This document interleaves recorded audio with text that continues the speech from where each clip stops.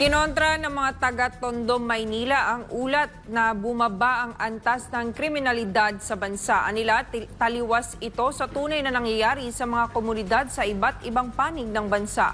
Tinawag naman ng isang banateros ang nasabing PNP report ukol sa crime rate na isang malaking kalokohan. Si Craceline Catarong magbabalita live. Craceline, magandang gabi.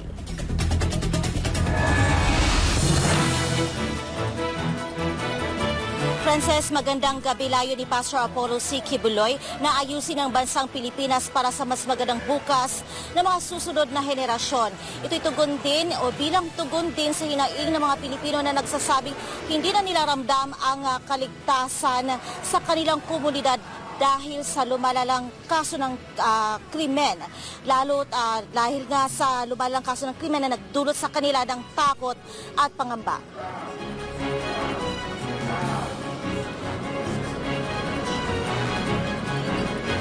Iniulat ng Philippine National Police ang 18.4% pagbaba ng crime rate sa buong bansa mula Enero 12 hanggang Marso 22 ngayong taon.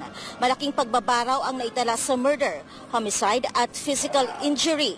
Bumaba rin daw ang kaso ng rape at pagnanakaw, habang bahagyang bumaba ang carnapping.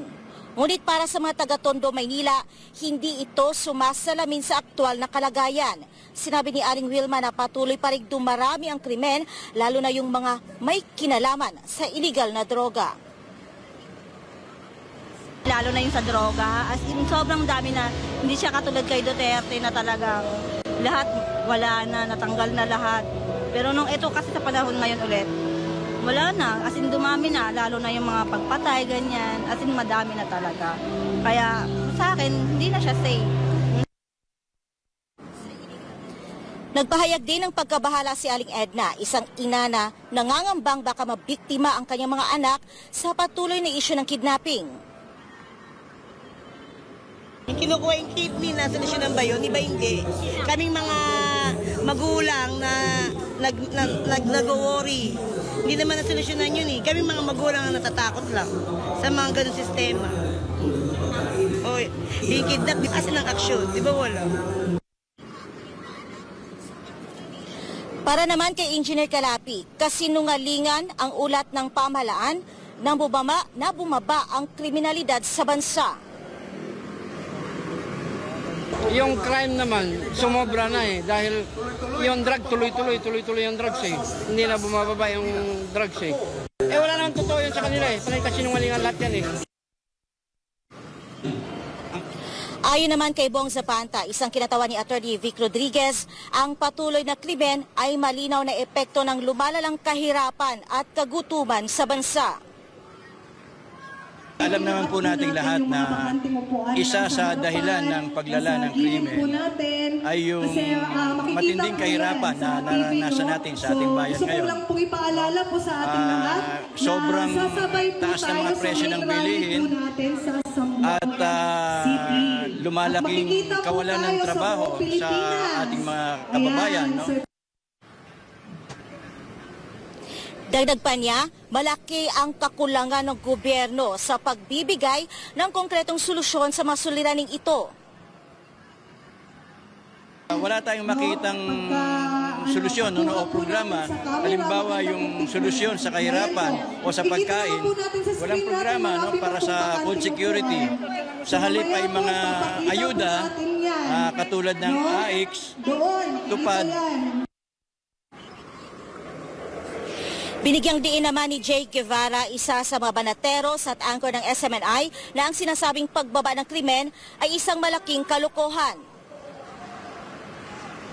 Siguro naman hindi naman na tayo bulag at bingi para hindi natin malaman kung ano yung totoo at araw-araw palaging may nababalitaan tayo na mga nangyayaring patayan at mga nawawalang especially yung mga nawawalang mga kabataan at mga nare-rape. Aniya, taliwas ito sa takbo ng kalagayan noong panahon ni dating Pangulong Rodrigo Duterte. Hindi katulad nung panahon ni Pangulong Duterte na talagang takot ang mga drug lord, ang mga sindikato na gumawa ng krimen dito sa bansa natin dahil nga sa pamamalakad ni Pangulong Duterte. Ngayon, parang nangyari, lumaganap ang droga. Alam naman natin ang droga ang pinakaugat ng krimen sa bansang Pilipinas. Dagdag pa ni Guevara, ang pagboto sa 10 pambato ng PDP Laban, partikular ang isa sa mga pangunahing iniendorso ni FPRRD, si Pastor Apollo C. Quiboloy, ay daan para muling maranasan ng bayan ang tatak Duterte na pamamahala. Subok na natin ang Duterte, subok na natin si Pangulong Duterte na walang tapon sa kanyang mga iniindorsong mga kandidato. Siyempre, lalong-lalo na ang pinakamatalik niyang kaibigan sa lahat na si Pastor Apollo C. Quiboloy na talagang alam nyo naman kung bubusisiin nyo, halos 70 plus na batas ang maipapasa niya sa Senado na mas makakatulong sa bansa natin. Si Guevara ang tumayong kinatawa ng Pastor Apollo Quiboloy for Senator Movement sa ginanap na Ayusin Natin ang Pilipinas nationwide campaign rally na dinaluhan ng mga taga-Tondo, Maynila. Nakiisa rin dito ang Muslim community, ang Inday Cares volunteers at iba pang sektor ng lipunan na mainit na nagpahayag ng suporta sa mga kandidato ni dating Pangulong Duterte. Nagsalita rin sa harap ng mga Manilenyo ang kapatid ni Senador Ronald Bato de la Rosa na si Grace de la Rosa. Frances, para sa mga banateros, ang pagboto sa 10 senatorial candidates ng PDP Laban ay isang hakbang tungo sa isang tunay na pagbabago. Anila, ito ang simbolo ng bagong pag-asa para sa isang bansa na maayos, ligtas at maunlad. Para sa Diyos at sa Pilipinas, kung mahal, balik sa iyo, Frances. Maraming salamat, Creslin, sa iyong live report.